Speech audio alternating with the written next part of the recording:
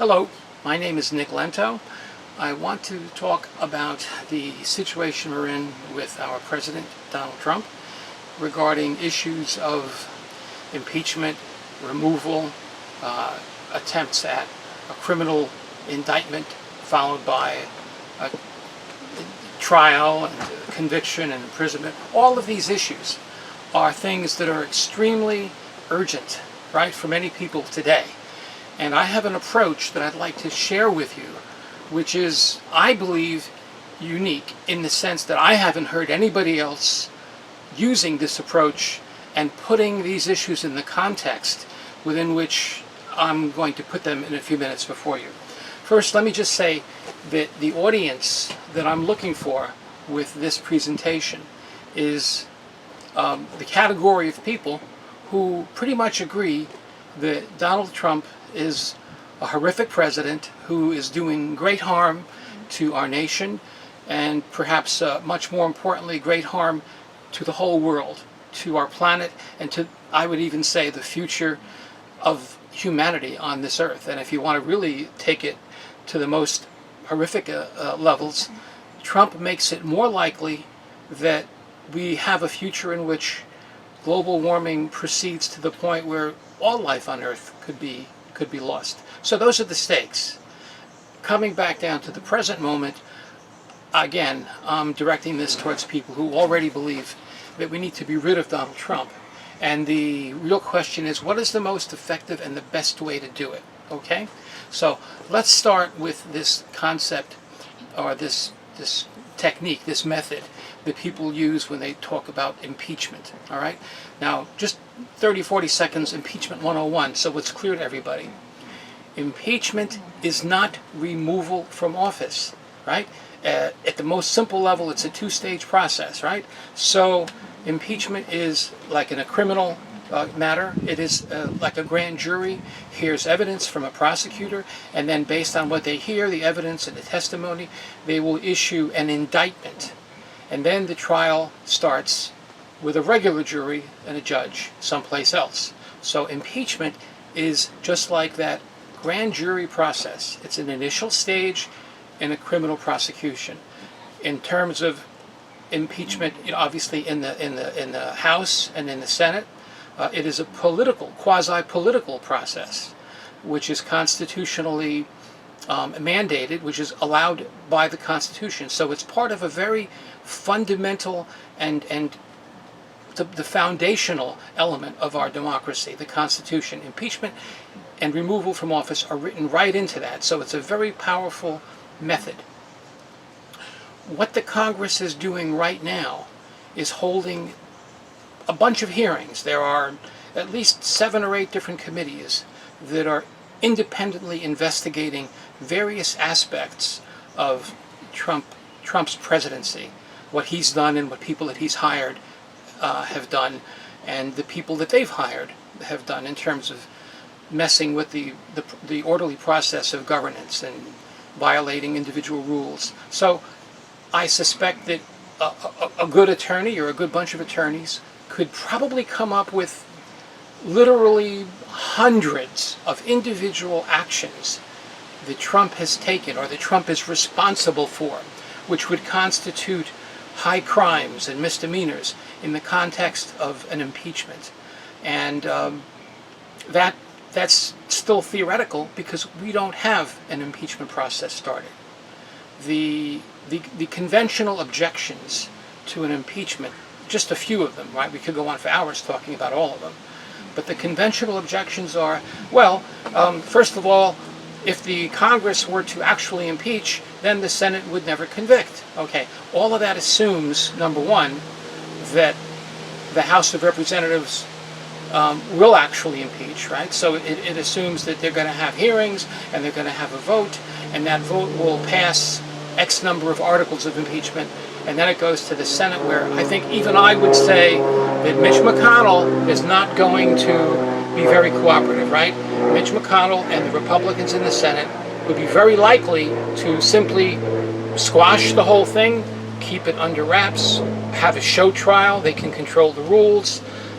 They can do all kinds of things to make a conviction in the Senate, or even, never mind the conviction, but even a real fair trial, where the House managers who would be prosecuting the case wouldn't even be able to put up a genuine prosecution and get all the witnesses they want, and it probably would be settled within a few weeks, if not faster than that. So I understand and accept the validity of that argument against impeachment.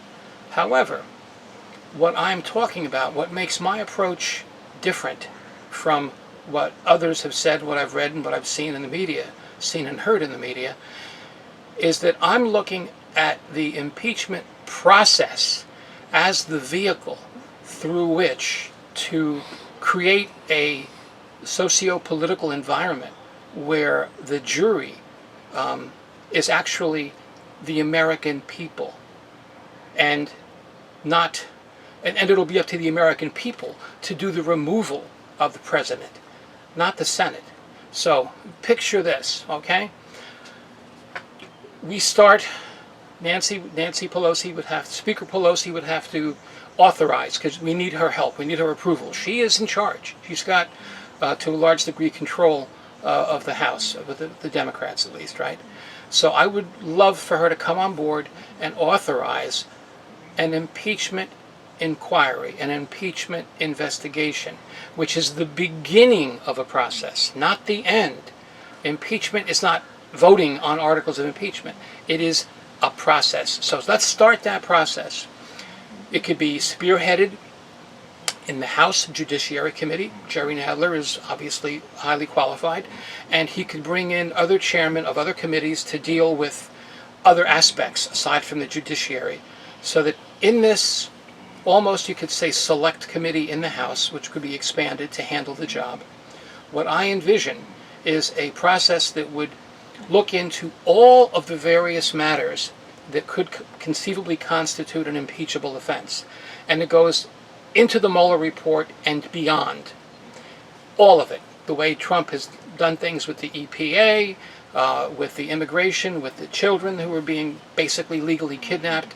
I could go on for literally hours talking about all the potential articles, when that's not the purpose of this particular presentation.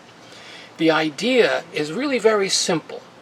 The idea is to have an opportunity, to create an opportunity which will take many, many, many months, where every single day this committee, this impeachment inquiry committee, will be holding hearings, and it will be producing results in terms of the testimony and evidence that it will dig up, which will build up a case, which will build up a factual case for removal of Donald Trump from office. And how that's done, I'll get to in a few seconds. Or in a few minutes, I should say, right? The thing is this. Trump, as we all know, has erected multitudes of stone walls between the truth and the American people. And right now, Trump and his minions are not showing up for subpoenas, they're not delivering documents, they're doing everything they can to put up, again, that stone wall between the truth and the people.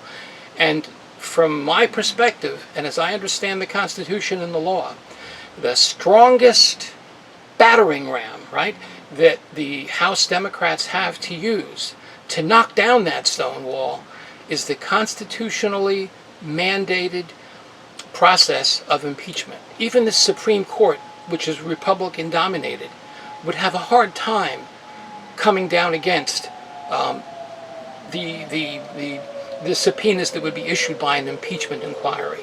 And what we're asking for, what the House committee would be asking for, is simply to have people come and testify and tell the truth, the whole truth, and nothing but the truth. A person who has nothing to hide and is innocent would be very happy to have that kind of investigation.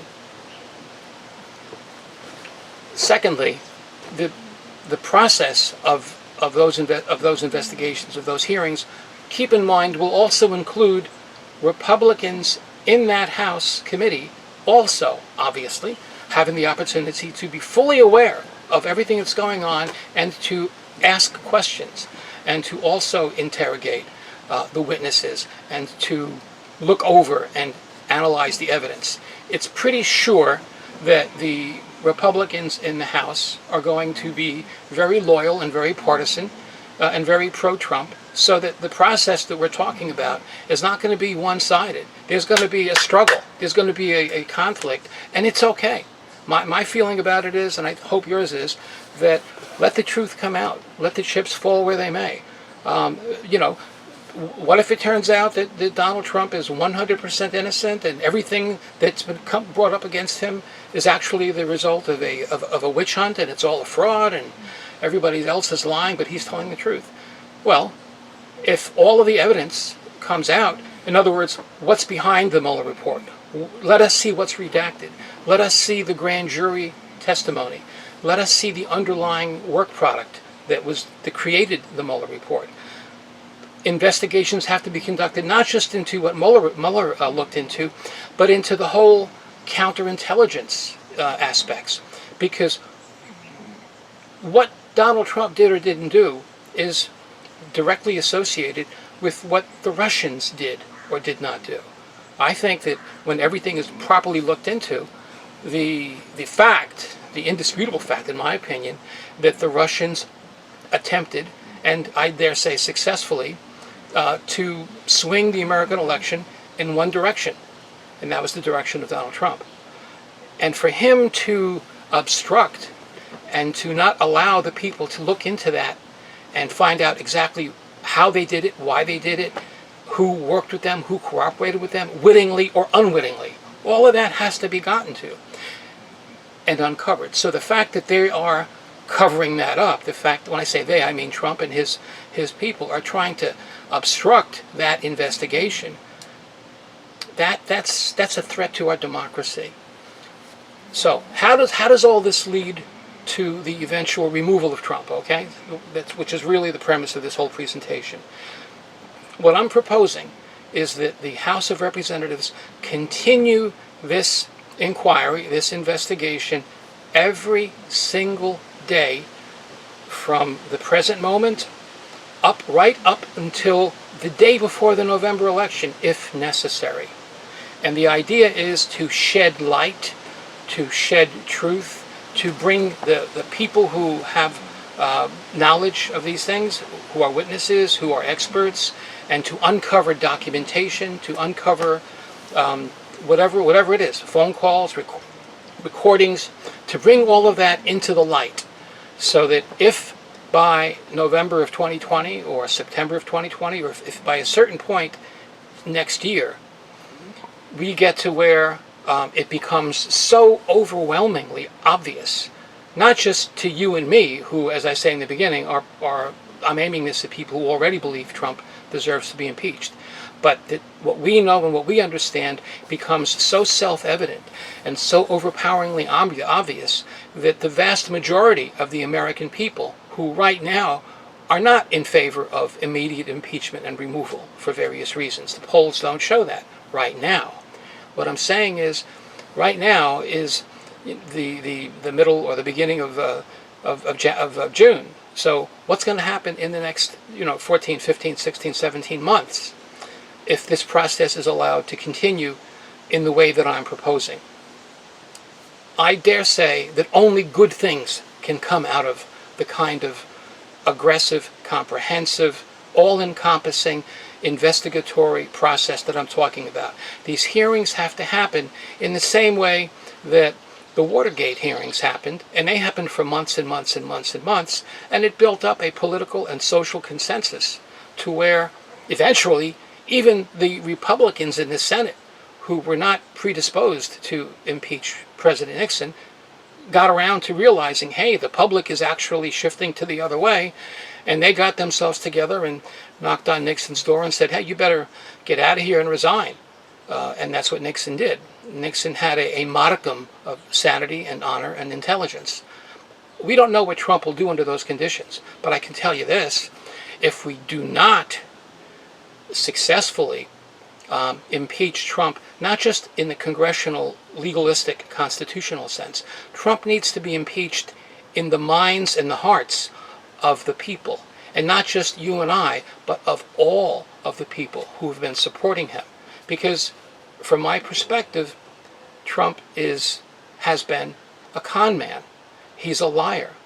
He's not honest. He's saying what he thinks people need to hear for him to get what he wants. And he's done that all of his life. And don't take my word for that. That's the kind of thing that Ted Cruz has said.